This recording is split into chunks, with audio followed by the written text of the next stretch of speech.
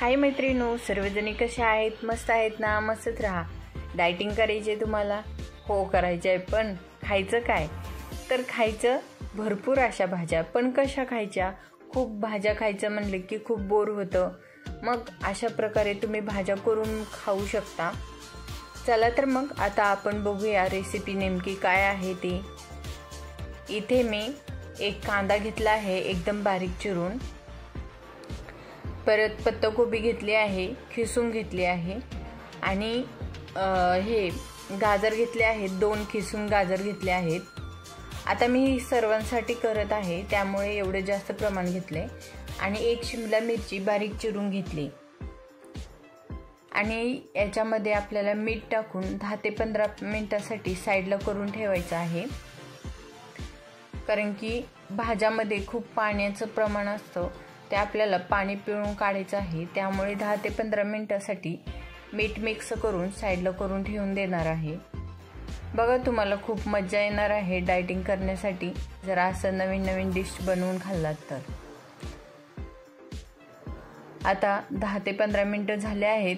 व्यवस्थित सर्व भाज्यांना मीठ लागलं होतं. आता याच्यामधले मी जे पाणी आहे ना ते व्यवस्थित पिळून काढणार आहे. अशा प्रकारे छानपैकी एकदम घट्ट पिळून काढायचं. भाज्यामध्ये अजिबात पाणी ठेवायचं नाही. अशा प्रकारे मी हे सर्व भाज्या पिळून घेतल्याच्या नंतर या पाण्याचं काय करणार आहे ते सांगणार आहे. अशा प्रकारे भाज्या एकदम कोरड्या करून घ्यायच्या मस्तपैकी. आणि यामध्ये अर्धा चमचा गरम मसाला टाकून घेते. अर्धा चमचा मिरी पावडर टाकून घेतले. तुम्हाला मिरी पावडर नसेल तर लाल तिखट थोडंसं टाकून घ्या. आता हे सर्व व्यवस्थित मिक्स करून घेते. त्यामध्ये थोडीशी अद्रक किसून घालते. मी अद्रक वाटून घातली नाही, किसून घातलेले आहे. हे व्यवस्थित मिक्स करून घेते. तर हे सर्व व्यवस्थित मिक्स करून साईडला ठेवून देऊया. जे पाणी काढलं होतं भाज्यातलं ते वाटीमध्ये काढून घेतले. आता हे पाणी फेकून द्यायचं नाही. आता आपण हे पाणी पीठ मळण्यासाठी वापरणार आहोत. मी इथे 2 वाटी पीठ घेतले आहे. पिठामध्ये चवीनुसार मीठ टाकून घेतले. त्यामध्ये थोडंसं आपण ओवा टाकून घेणार आहोत. ओवा हातावर चोळून टाकायचा म्हणजे छान वास येतो त्याचा. आता हे सर्व व्यवस्थित मिक्स करून घेऊया. आणि जे आपण भाज्याचं पाणी काढलंय ते पण त्यामध्ये टाकून घेऊया. आपलं मस्त हेल्दी पीठ होतं. आता पीठ ना जास्त घट्ट मळून घ्यायचं आहे आपल्याला. एकदम असं पातळ मळायचं नाही ना. भाज्या आपण चपात्या करायला घेतो ना तशा प्रकारे पण मळायचं नाही. थोडेसे आता 2 चमचे त्यावर तेल ओतून व्यवस्थित पीठ मिक्स करून घेऊया. तुम्हाला तेल जर ओतायचं नसेल तर त्यावर थोडंसं पाणी टाकून किंवा तूप टाकून पीठ मळू शकता. आता हे मी पीठ 10 ते 15 मिनिटासाठी झाकून ठेवणार आहे. 10 ते 15 मिनिटासाठी झाकून ठेवल्याच्या नंतर त्याचे आपण गोल गोळे करून घेऊ. 15 मिनिटं झालेत. आता आपण गोल गोळे करून त्याचे म्हणजे चपाती लाटून घेणार आहोत. त्याची आपली चपाती मस्त लाटायला येते. याप्रमाणे थोडीशी जाडसर ठेवायची चपाती. कारण की यामध्ये भाज्या टाकल्याच्या नंतर आपण याचा रोल करणार आहोत. आणि रोल करताना भाज्या बाहेर येऊ शकतात. आता मी यावर भाज्या टाकून घेतल्यात. थोडीशी यावर कोथिंबीर टाकून घेते. अशा प्रकारे भाज्या मस्त हातरून घ्यायच्या. आता मस्त कोथिंबीर टाकून घेतली. थोडंसं वरून थोड्याशा भाज्या अशा दाबून घ्यायच्या. आणि मस्त आता फोल्ड करून घ्यायचं. याचा रोल करून घ्यायचा आपल्याला. आणि रोल करताना थोडंसं दाबून दाबून रोल करायचा.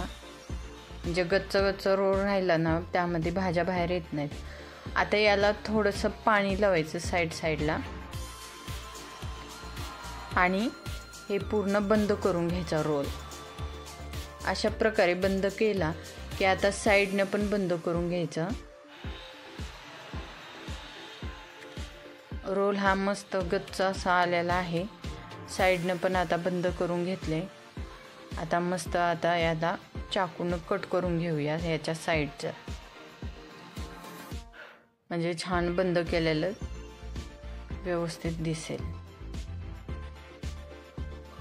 बघा, अशा प्रकारे आपला व्हेज रोल तयार झालेला आहे. तुम्ही व्हेज रोल म्हणू शकता, जे पाहिजे ते म्हणू शकता. मी इथे स्टीमर ठेवलं होतं. पाणी छान उकळत आहे. आता त्यामध्ये मोमोजसारखी चटणी करून घ्यायची आहे. त्यामध्ये टमाटे, बेडगी मिरची, थोडंसं पत्ताकोबी, अद्रक, लसूण हे सर्व टाकून घेतले आणि त्यावर प्लेट झाकून ठेवली जाळीच्या प्लेटला तेल लावून घेतले होते. आणि आता आपले ते रोल केलेले त्यामध्ये ठेवले आणि 15 ते 20 मिनिटासाठी झाकून ठेवूया. छान त्याची वाफ काढून घेऊया.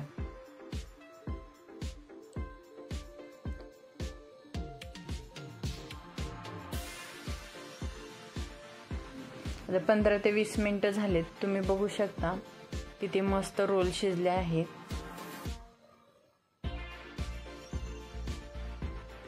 आता हे रोल मस्त थोडेसे हलके थंड झाले की ते कट करून घेऊया. तोपर्यंत आपण मोमोजची चटणी करून घेऊया. आता ही चटणी बघा, तुम्हाला वाटत असेल ही चटणी गाढी कशी होणार, पण मी दाखवते तुम्हाला. मिक्सरला काढून घेतलं ना, खूप सुंदर अशी चटणी तयार होते. आता टोमॅटो ते सर्व मिक्सरला टाकून घ्यायचं. ते पाणी पण मी त्यातच टाकले. आता चवीनुसार मीठ टाकून घेतले आणि हे मिक्सरला काढून घेते. बघा, तुम्ही बघू शकता किती सुंदर अशी चटणी तयार झालेली आहे. एकदम टेस्टी. त्यावर थोडीशी कोथिंबीर टाकली. एकदम फ्रेश अशी चटणी तयार झाली. आता हा रोल थोडासा नॉर्मल कोमट झालाय. आता आपण कट करून घेऊया. तुम्ही बघू शकता किती सुंदर अशा भाज्या चौकट झालेल्या आहेत. रोलमध्ये भरभरून भाज्या भरलेल्या आहेत. आता असा रोल केल्याच्या नंतर तुम्हाला डाएट करायला आवडेल का हो, मला कमेंटमध्ये सांगा. आणि कुक विथ अर्चना या चॅनलवर नवीन असाल तर चॅनलला सबस्क्राईब करा. पूर्ण व्हिडिओ बघण्यासाठी तुम्हाला मनापासून धन्यवाद. असेच नवीन व्हिडिओ बघण्यासाठी आता आपण पुढील रेसिपीत भेटूया.